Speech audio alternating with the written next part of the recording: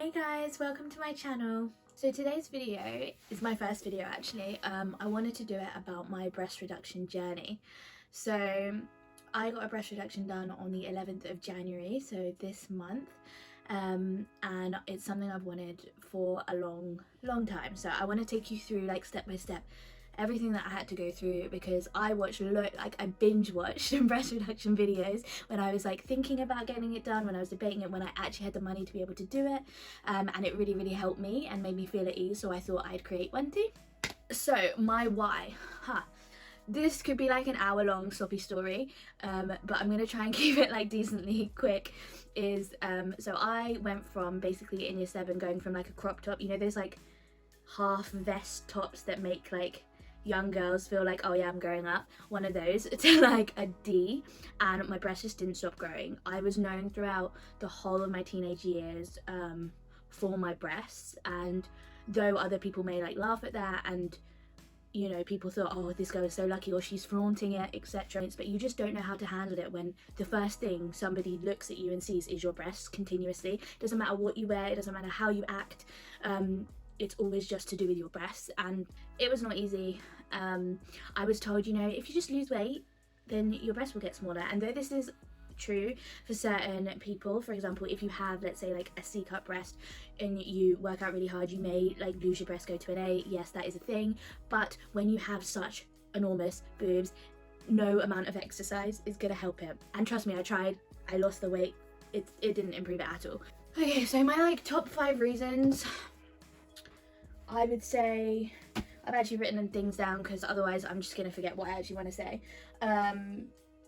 Yeah, first thing is definitely mental health. I went through a lot because of the size of my breasts, and it was something that I couldn't help, and I really struggled with, and that really affected my self-esteem. So that's kind of self-esteem, mental health put together.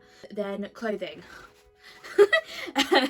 So if you have, for example, a smaller waist, or you know your breasts aren't in proportion to the rest of your body, it's so hard to find clothes that fit. You need to go up, let's say like I'm a 12, I have to go up to like a 16 so that it would fit my breasts, and then everything else made me either look pregnant, frumpy, bigger than I am, which in turn affected my mental health and self-esteem. So you can kind of see everything linking together. And then the next thing is exercise. I kept saying this to all my friends, was that the one thing like I could just imagine in my head is the first day that I was allowed to start exercising again, after a breast reduction, is like doing high knees and just loving my life. Nobody likes high knees. Nobody, well, I don't know, maybe people like high knees, but I don't like high knees or burpees, or you know, trying to do like a full-on press up. But I was so excited at the idea that like, oh my god, I'm not gonna have that horrendous weight on me, so like exercise is gonna just be a whole different experience for me. So that was a really big deal because I do like to keep active. And then the last thing is just overall quality of life. I think that just puts it's kind of like an umbrella reason for all of them. It's going to improve my confidence, it's going to improve how I feel about myself, it's going to improve how others look at me. Not that that should matter, but it's just a case of people not just judging you. You know, you're going to be able to wear the clothes you want to wear. You're not going to be worried about, oh no, but this shows this too much, or oh no, I look too big in this. There's just, people don't understand. I think a lot of people don't understand when they don't have big breasts, and why would you? Because you haven't had the experience. Everyone's always like, oh, you know, but everybody aspires to have them, people have surgery to get them, oh, but they're so nice, I wish I had them, all of that sort. And you get it from, you know, like, it doesn't matter what gender the person is, you get that same response. And I just want to like let everyone know who have been suffering because they have big breasts, like, breast reduction is a possibility, and it is something that you should consider if any of those reasons are truly affecting your life on a day-to-day basis. So on to finding the right clinic. So the initial YouTube video I watched was of a lovely lady who basically outlined her whole experience. I can't even remember what the YouTube channel is called right now, but I will link it down below. Really amazing, you know, update videos, and she's basically taken everybody through her whole journey, which is exactly what I needed and what got me excited to get a breast reduction. So she used the Harley Medical Clinic. By the way, I'm in the UK. Everyone didn't realise by my accent, so I like booked a consultation there straight away because I was like, wow, okay, she had such a good experience, I'm gonna do the same. My consultation, there was nothing wrong with it. My consultant was like, she was really like understanding, but I felt that they put, this is just my personal experience, I felt like they put a lot of focus on my weight, not in the sense of you're too big, but you have to be under a certain weight generally with breast reduction surgeries, which was understandable, but they just kept kind of emphasizing that you cannot be over that at any point in kind of the journey, over a specific BMI, I'm basically saying, which I think was 32, I'm pretty sure. And also they said that I had to pay a deposit before seeing my potential surgeon or having a discussion, like a consultation with them, and it's a lot of money going private. I will explain that in a minute why I went private, but it's a lot of money going private, and I just thought I don't want to give a deposit when I haven't even discussed with a potential surgeon, you know, how they'd go about it, what they could potentially look like, risks, any questions I had. So I decided, okay, I'm going to shop around a bit, and I found a clinic called MYA.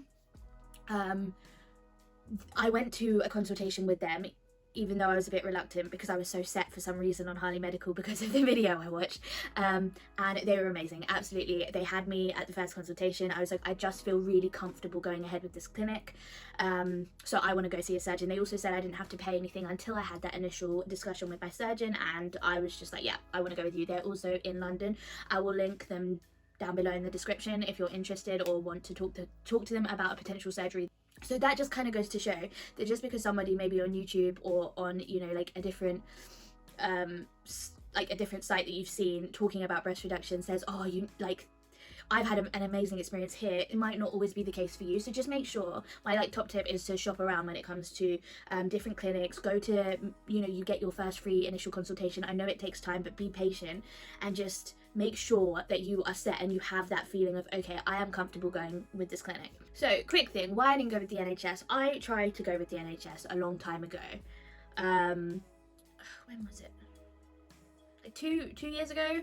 No, that's a lie, like 4 years ago. I can't remember. I went to have a discussion with a nurse regarding a breast reduction on the NHS. It didn't happen because they basically said that, okay, great that you've lost some weight, but because because of my height, I'm only like 5 foot half an inch, maybe 5'1", 5 foot half an inch. And because of that, I've always struggled with the whole BMI situation, being a healthy weight. Like, yeah, it's difficult. And she was like, until you get your BMI down to this specific number, we won't even consider you. That's not even your guarantee to get it once you get to there. It's just consideration. And I explained that I had been trying so hard to lose weight, and she basically kind of said, she was almost kind of pointing to the fact of like, there are other ways of losing weight, and I would have to lose weight in quite an unhealthy way to be able to get down to that BMI that she was asking for. And I was just like, oh no, this isn't going to happen, so I might as well go private. So that's the reason I did. I also think that the rules or certain surgeries that you can get done on the NHS now that are technically cosmetic surgeries, a lot of them have been cut, so even pre-COVID, so I don't know if you can even get it on the NHS done anymore. Right, so my process throughout this, my surgeon was great. His name is Dr. Tsekouras. I will also link his Instagram or something down below, something that you can get in contact if you need to, or if you want to, more like. So yeah, it was really good. I had my initial consultation. I asked him so many questions. He asked me to kind of like take my top off so that he can kind of examine them. They took pictures, they explained everything by like touching and marking, drawing diagrams so that you can truly understand, you know, gauge what they look like. What I really liked is from the get-go, my surgeon was basically like, these are the risks first of all, and you need to understand that, for example, we can't get them 100% symmetrical. They weren't 100% symmetrical to begin with. A lot of breasts aren't 100%, most aren't 100%, so please don't, he didn't want me to expect results that were kind of impossible, or yeah, to basically expect certain things that just weren't going to happen. I understood the risks. For example, there's a good chance you might not be able to breastfeed when you're older. It wasn't an issue for me, but I know it might be a really big deal to a lot of women. So please make sure that you take maybe a week or so after you understand like the risks and have that discussion to make sure that you want to go ahead, because it's not something that's particularly reversible. So then we went through, and my surgery was actually set for May last year, 2020, the best year. It was set for then. It got delayed because of COVID. Understandably, the hospital was being used for COVID patients. Completely understood. Said that was obviously more important, so it was fine. So it was delayed till September of last year. And then it got delayed again. And I was like a bit upset because obviously, you know, when you have your heart set on something and you're starting to prepare for everything, and then you get told, oh, actually it's not going to happen. So I actually opted for a refund at this point, but full refund they offered, because I was like, I can't keep messing work around, you know, my mum has to take time off to look after me for at least the first 2 weeks because she's not able to do much. So basically opted for a refund. They then told me in December, they rang me and said, your refund is due to be put into your account soon. There was a delay because of COVID. A lot of things are delayed obviously because of COVID. So they said there are a few surgery dates. This is like, sorry, in November last year. There are a few surgery dates. Do you want one of them? During the November lockdown, we have been going ahead with surgery. So yeah, let's, if you want to go for it, you still can.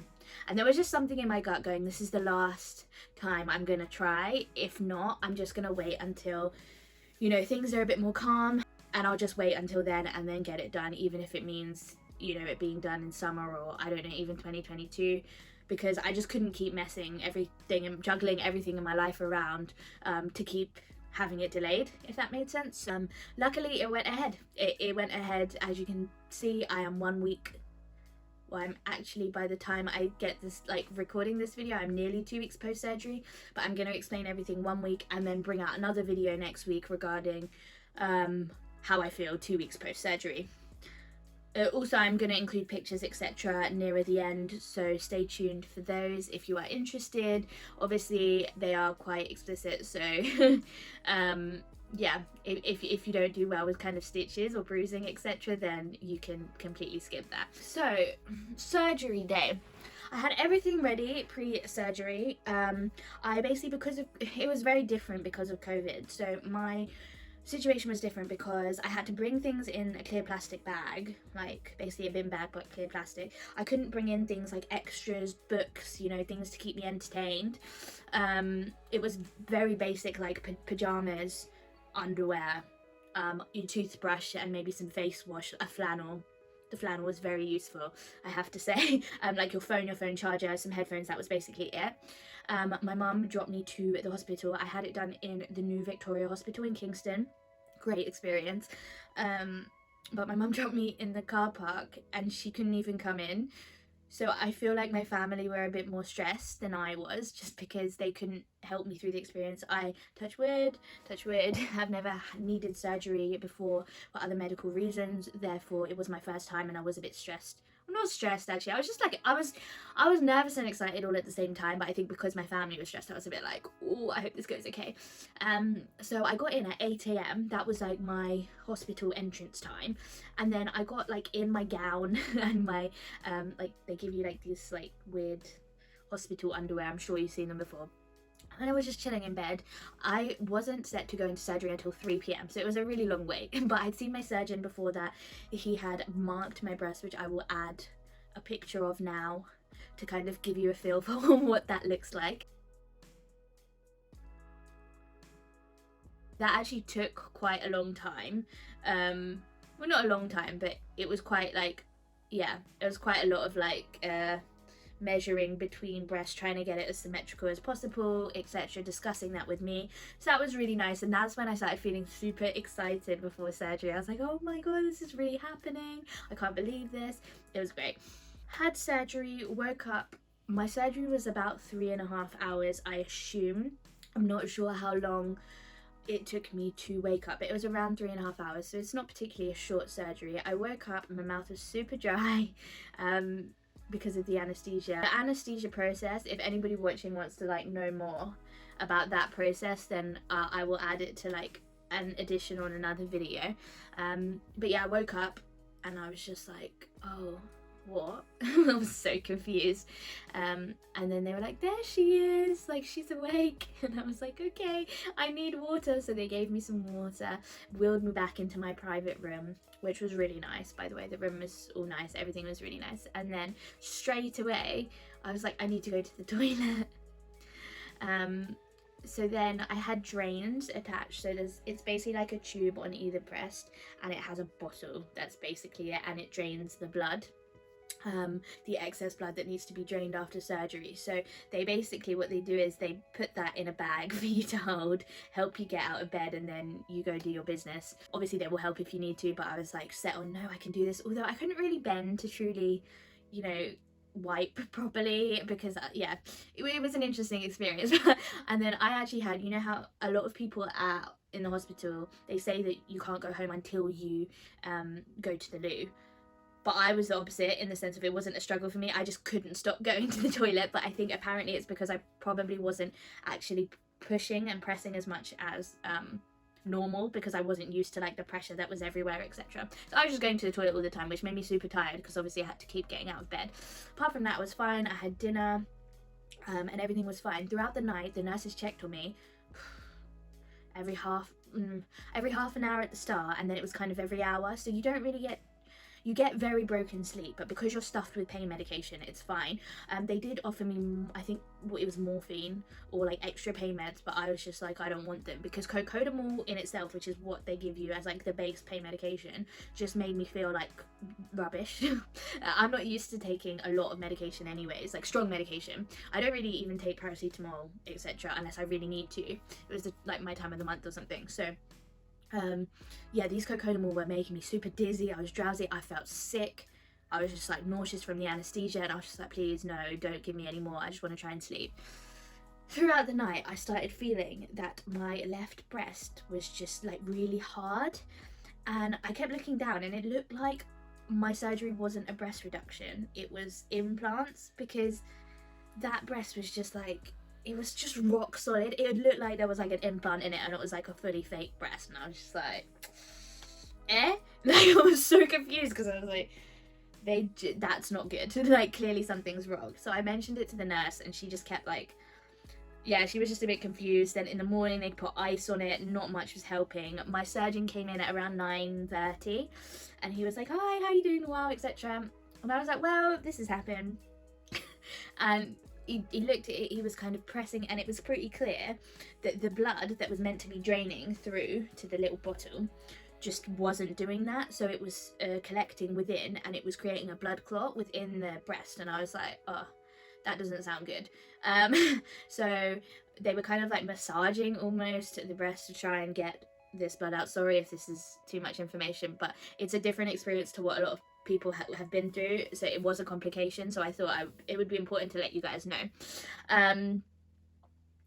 Yeah, so that's what happened, and I was like, oh, is it gonna, how are we gonna fix it, basically? And he was like, well, we're gonna have to take you into theatre again. And I was like, oh, okay. But because obviously they didn't know this before, they didn't know that I needed to go into surgery before my surgeon came in, they gave me breakfast, so they didn't keep me nil by mouth, which he was a bit annoyed about. But that meant that I couldn't go into surgery until the evening again, or like late afternoon. So I didn't go into surgery until 4 again. That was hard a little bit, because I was obviously telling people on FaceTime, my mum, etc., this is what's happened. My surgeon was really lovely, bless him. He was like, do you want me to speak to your mum just to kind of make her feel a bit more at ease? I was like, yes, please. That would really, really help. So he did that, and that helped a lot. Yeah, so that's what happened. I went back into surgery, and I woke up, and it was just the same thing happened again. However, this time my breast wasn't like really like hard, it was normal. It was still way more swollen, I would say, than my right, but I could feel it like it had been drained. So what it was called was a hematoma, and it basically is just well, not a fancy word, a medical word for like when the blood clots, and they have to remove it surgically rather than through the drains, because it's not going through the like little tube, it needs to be taken out a different way. So that's what happened. I was just the same, exhausted when I got back. I'm trying to think, then what happened? Oh, I will say the main thing that was causing me issues wasn't actually the pain. The whole time the pain wasn't substantial. Like, it was uncomfortable, yes, they were really tender, you could definitely feel where the stitches were, but it wasn't, they had me so like kind of bandaged up with like all these adhesive dressings, etc., that I didn't really feel the pain very much. So it was more just like my throat felt like it had a lump in. So when you get put under general anesthetic, Anesthesia? What? When you basically get put to sleep for surgery, they put a breathing tube down your throat. And because I think I had it done twice, it really irritated my throat and made it super sore, and it just constantly feels like, you know, when you get a pill like stuck there and you're really trying to swallow hard, it felt like that but continuously. So it ruined my appetite. It, like, I struggled drinking liquids because it was just irritating it. Medication was fine, but then once I had pills it felt even worse. There was like a lump there, and to be honest, like, it's still not fully better. There's not really much that can be done about that. It was just a side effect that I had to deal with. A lot of people said they got really itchy from the anesthesia. I didn't get itchy at all. I actually have really sensitive skin, but for some reason I didn't really feel the itchiness. The only time I started getting itchy was around, obviously, my breast area, and that was kind of 5 days in, so 2 days before my first checkup, which was a 1 week checkup, and that's when I said, but it wasn't like, oh my god, I need to itch everything. It was just a bit like, this is starting to get a bit uncomfortable. I went from a 32 double H to a roughly 32D/double D.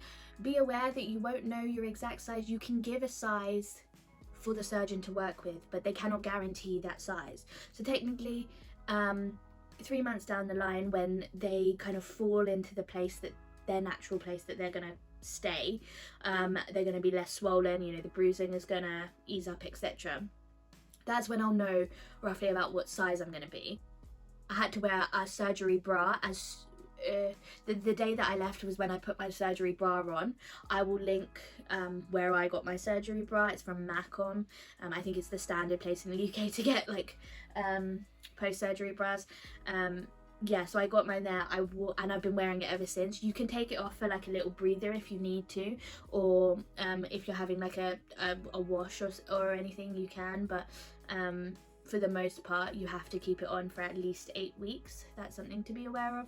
There's all standard rules that I'm not going to go through because it's pretty like standard with surgery, like, you know, don't lift heavy things, don't overstretch your arms. They did say, a lot of people did say, you know, you're not going to be able to move your arms like much at all, but I didn't really have that, as in like I could move my arms, like have really good range of motion, even up. Not that you should be like stretching up or anything, but if I had to quickly grab something, let's say a coat on a coat hook, I was able to do that and it was fine. So don't think that you're like gonna like have your arms like this the whole time. You are able to move them. It just means you shouldn't overstretch, because what happens is you have dissolvable stitches, and you don't really realize sometimes that just overstretching can cause them to come undone, and then that's a whole process. So you need to be super careful when it comes to that. So they use the anchor method for me.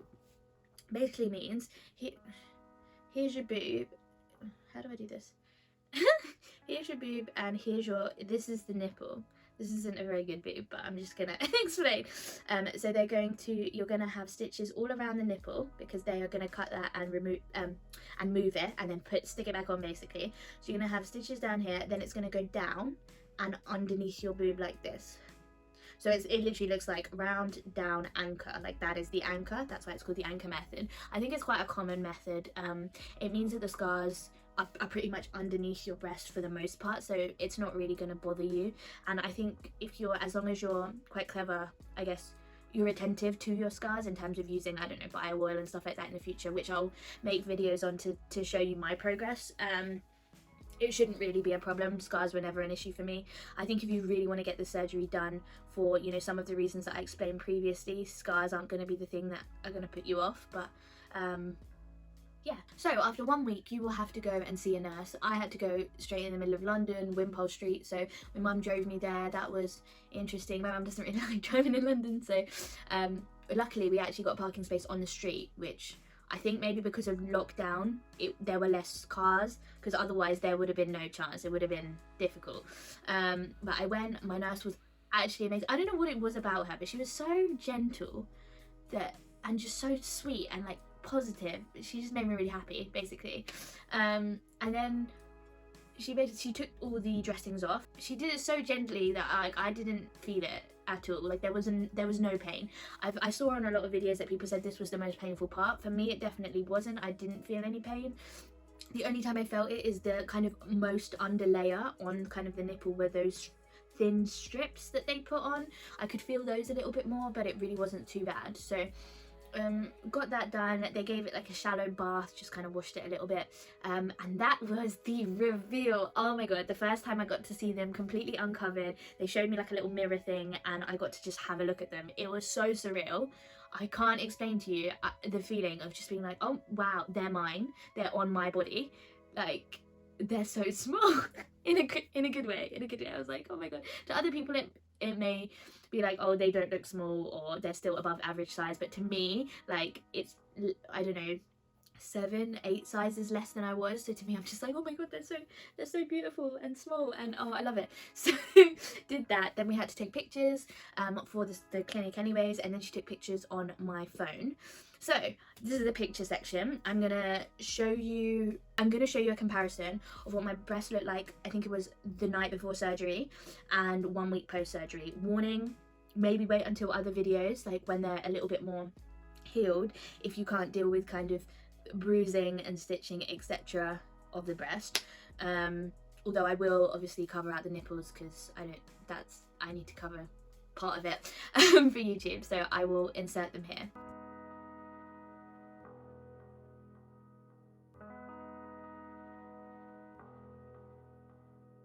The fact that I love them so much, even when they're not fully healed, it's literally been 1 week after surgery. I just can't wait until obviously they are fully healed. I just know that I'm absolutely gonna love them. I can already see a shift in me. I'm just so much happier when I look in the mirror, so like standard and whatever, but I can't explain how happy I am. Like, even my friends have seen such a big difference just when I'm talking about it. I even get like quite emotional sometimes because I know a lot of my friends have seen the journey and the struggle that I've been on, so I'm just so happy. Notes from my nurse, she basically said that my breasts were healing quicker than average, which was really nice to hear. I wasn't really expecting it, but at the same time, I think it's in my genes. I don't know if that's a thing, but the women in my family tend to heal quite fast from wounds and surgery, etc., which is great.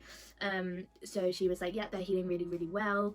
I think my surgeon was super worried because I used to smoke. Smoking is a big no-no when it comes to breast reduction. It can cause so many complications, and basically the nerve endings that are being cut and then reattached, especially with the nipple, if you smoke, there's a good chance of, I don't know what it's necrosis, I can't remember what it's called, but it basically means that like the blood supply is not getting to them, and that can cause serious problems. As it sounds, like it does sound horrible. So I had to quit smoking, and that means quit smoking, quit nicotine patches, everything.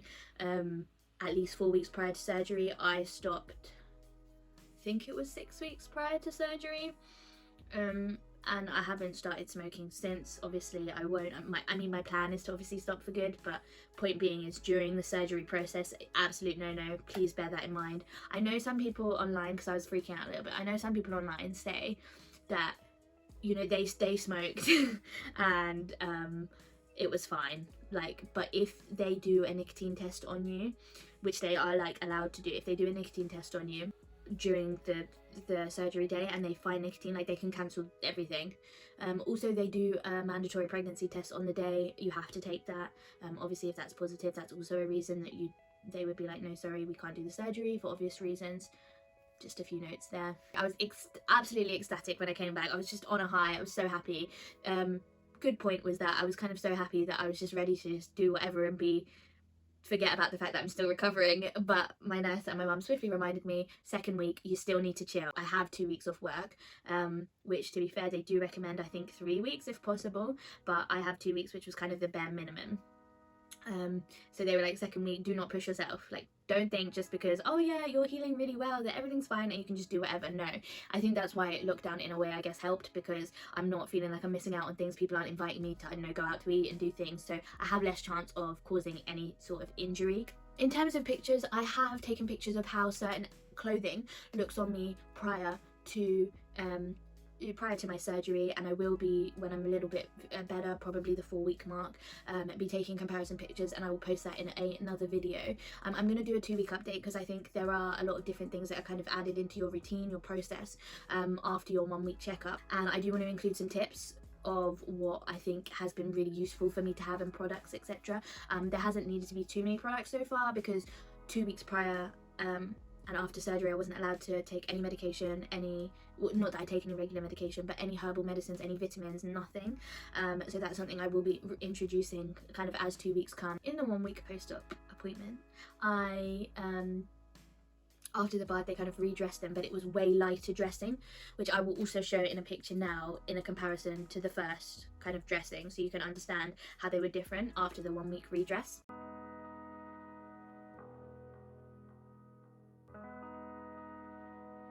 Please like this video and subscribe down below. It would really mean a lot to me. I'm just starting out my YouTube channel, so yeah, I would appreciate any love and support. Also, I'm going to be kind of documenting my journey. This is kind of a very big reset moment in my life. When I started a YouTube channel for a few reasons. The first one is I wanted to do it for ages, just because I thought I would have a few things to talk about that I wanted to put out there in hope that it would help others / other people could relate to. I was just like, 2021 is my year to just be like, okay, I'm just gonna do it. If I want to do something, I'm gonna do it. Let's go. So that's what I'm trying to do. I feel like a lot of YouTube channels tend to say, oh, you know, this is what I've done. For example, if it's on the theme of weight loss, this is what I've achieved. Lost 100 pounds in 6 months, which is great. And then you look at it, but you don't really see the true journey of that person, like the good and the bad, what worked, what didn't. It's kind of just enrolled on, okay, I've already reached kind of my goal, or I'm nearly at my goal kind of thing, and this is what I've done to achieve it. Whereas I feel like it would be useful for some people to see the journey, the full journey from start to finish. Does that make sense? I don't know if that makes sense. My plan is to make get out 2 videos per week once I'm recovered. I can't really do that at the moment because I am still recovering from surgery and I don't want to push it too hard.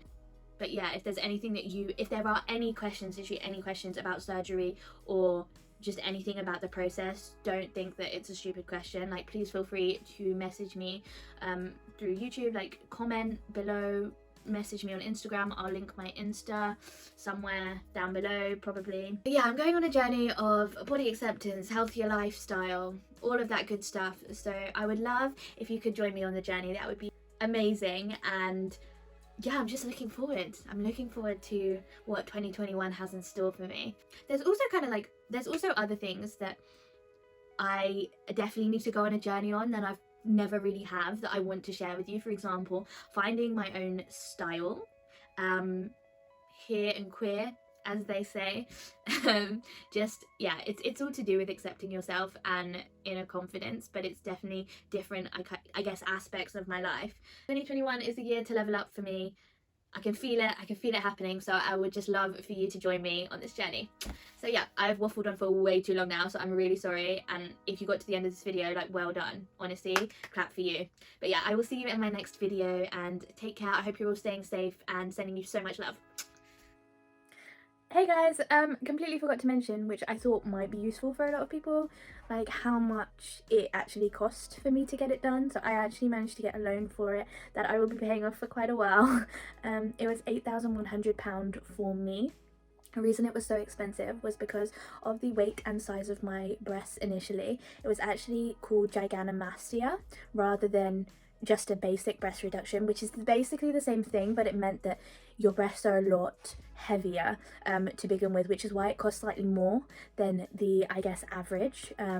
It's still not that much more though. It is a very expensive procedure, but there are lots of finance options, etc. It just depends on your financial situation, but it is totally possible basically.